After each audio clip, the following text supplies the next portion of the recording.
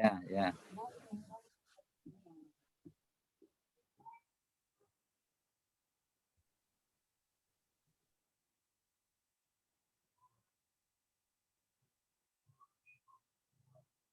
Belum kelihatan ya, Pak?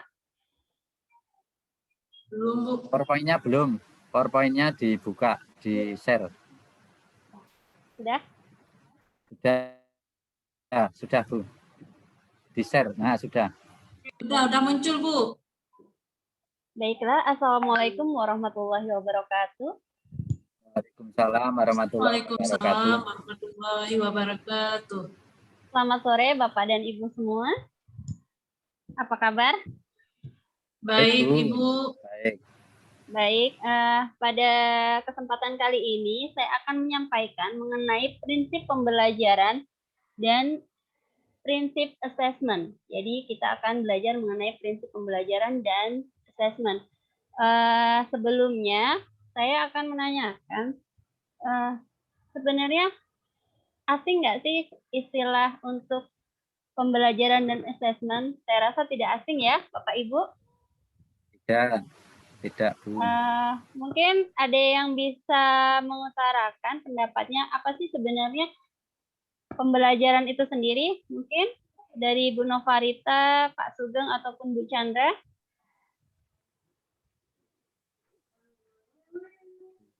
Chandra atau Bu Nova, silahkan.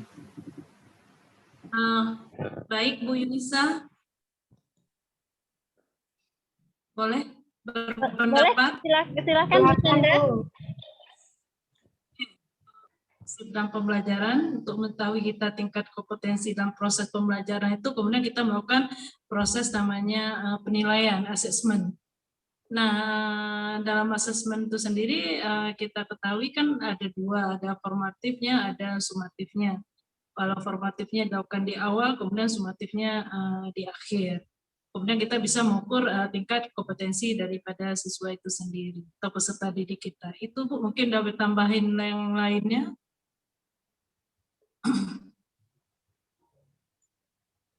Ada yang mau menambahkan, Bu Novarita dan Pak Sugeng, mengenai prinsip pembelajaran?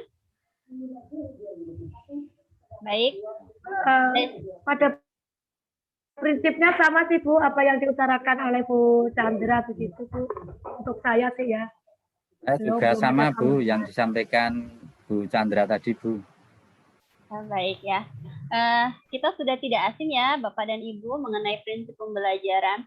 Jadi prinsip pembelajaran itu sendiri memiliki 5 prinsip, yaitu yang pertama dirancang dengan mempertimbangkan tingkat pencapaian peserta didik saat ini sesuai dengan kebutuhan belajar serta mencerminkan karakter dan perkembangan mereka. Kemudian yang kedua dirancang untuk membangun kapasitas belajar peserta didik dan kapasitas mereka untuk belajar sepanjang hayat.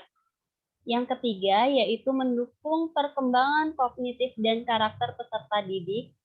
Kemudian prinsip yang keempat yaitu relevan sesuai dengan konteks kehidupan dan budaya. Kemudian prinsip yang terakhir yaitu berorientasi pada masa depan. Kemudian untuk prinsip yang pertama yaitu dirancang dengan mempertimbangkan tingkat pencapaian peserta didik ini. Contohnya yaitu dia harus merupakan pembelajaran yang menyenangkan dan bermakna. Kemudian yang kedua yaitu inklusif atau sesuai dengan tingkat perkembangan dan kebutuhan. Kemudian pada prinsip pembelajaran yang kedua yaitu kapasitas belajar peserta didik dan kapasitas mereka untuk belajar sepanjang hayat, yaitu pertama menanamkan growth mindset, yaitu bahwa pembelajaran ini terus berkembang, kemudian mendorong kemampuan belajar mandiri, kemudian adanya self and peer assessment atau penilaian sesama, kemudian merasakan ownership atau kepemilikan, seperti itu. Kemudian kita lanjut, kecepatan nggak Bapak dan Ibu? Iya Bu, kecepatan sedikit Bu, bisa Sedikit dikurangi. kecepatan ya, iya. Baik, akan sedikit saya slowkan. Iya. Kemudian untuk prinsip pembelajaran yang berikutnya, yaitu mendukung perkembangan kognitif dan karakter peserta didik.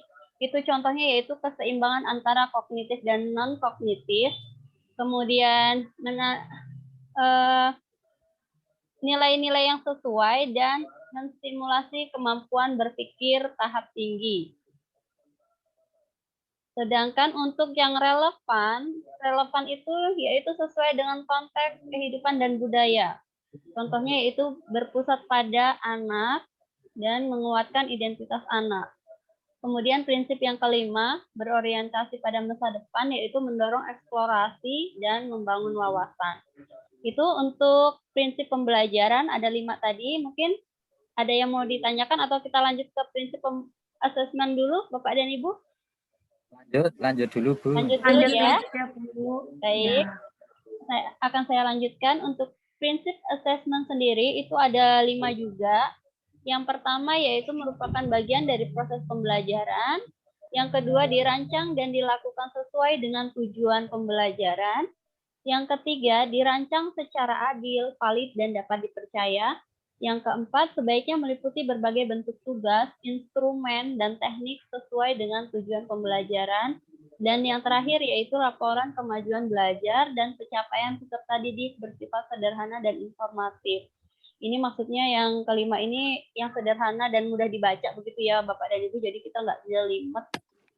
Mungkin cukup sekian untuk prinsip pembelajaran dan prinsip assessment ini.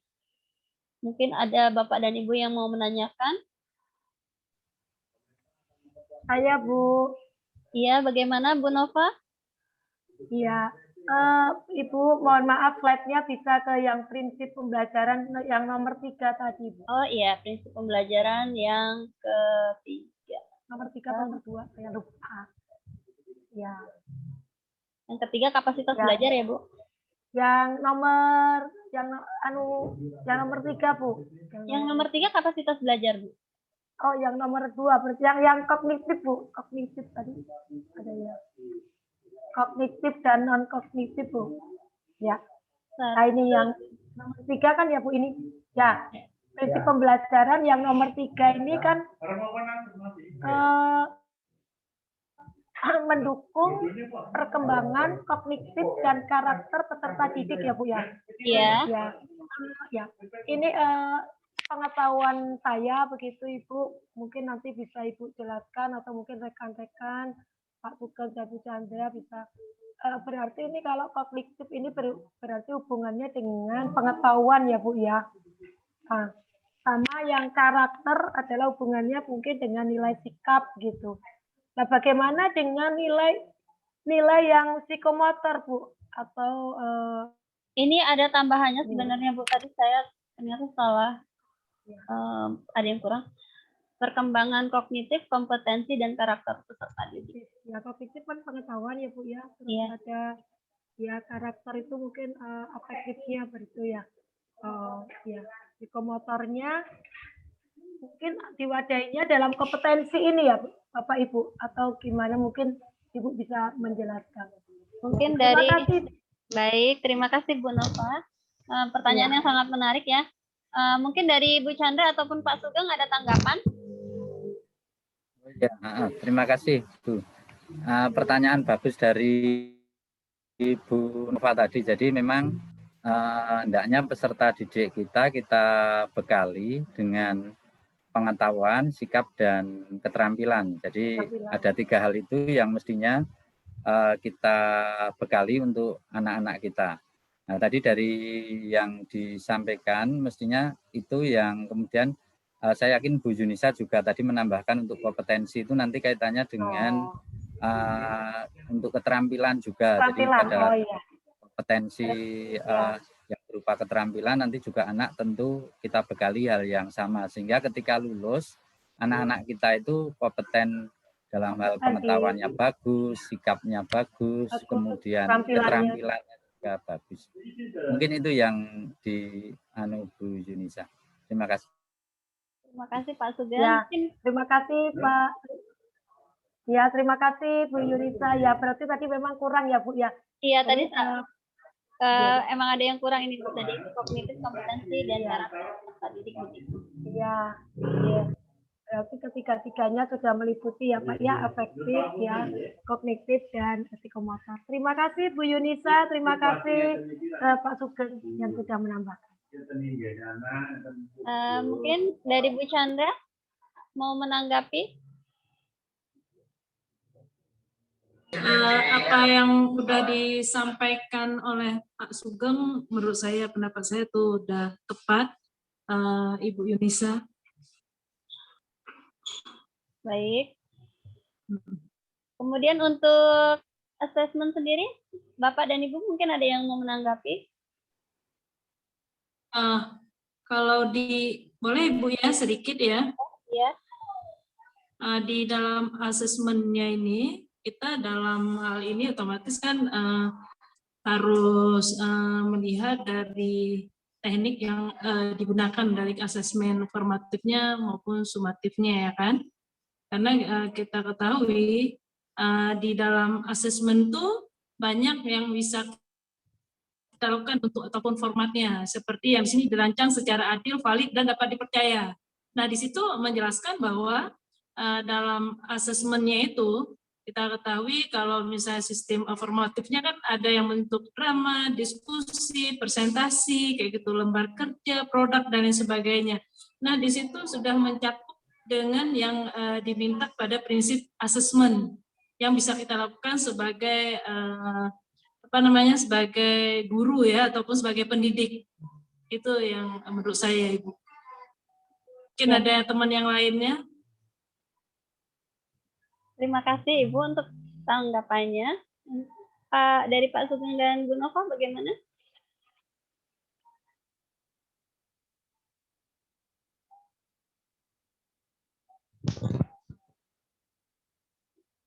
Pak Sugeng, Bu Nova, bagaimana, ada tanggapan dari pernyataan Bu Chandra atau dari Belum, Bu. ini sendiri? Ya, belum. Saya belum ada tanggapan. Masih menyimak, Ibu, ya. Atau mungkin sudah cukup jelas untuk asesmen, prinsip asesmen ini? Kira penjelasan Bu Chandra juga jelas. Jadi sebenarnya intinya prinsip asesmen itu dia merupakan bagian dari proses pembelajaran, terus harus sesuai dengan tujuan pembelajaran itu sendiri, kemudian harus adil, valid, dan tidak dalam satu bentuk saja, tapi bisa berbagai bentuk, baik itu bisa diskusi, bisa dengan dia praktikum, gitu, seperti itu ya. Iya.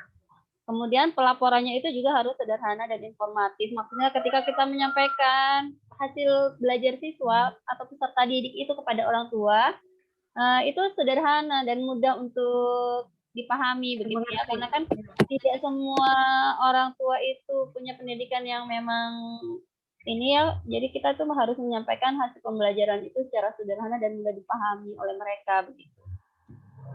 Mungkin kalau dari Bu Chandra, Pak Sugeng, Bu Nova ada yang mau ditambahkan lagi atau sudah cukup jelas? Sudah cukup jelas, Ibu. Penyampaiannya sudah mantap. Baik, kalau misalkan memang sudah cukup jelas, mungkin kita cukupkan sampai di sini pertemuan kita untuk sore hari ini. Saya secara pribadi masih dalam tahap belajar, jadi apabila memang banyak sekali ya pastinya kesalahan, saya mohon maaf. Dan saya akhiri, wabillahi taufiq wal hidayah. Wassalamualaikum warahmatullahi wabarakatuh. Ya, terima kasih. Selamat sore. Ibu punya Ibu sabar ya, lagi diupload ya. Iya. Nggak apa-apa, Ibu. Ya, jadi nanti ini kirimnya ya, pakai link. ini sambil ngobrol. Gimana Bapak Ibu?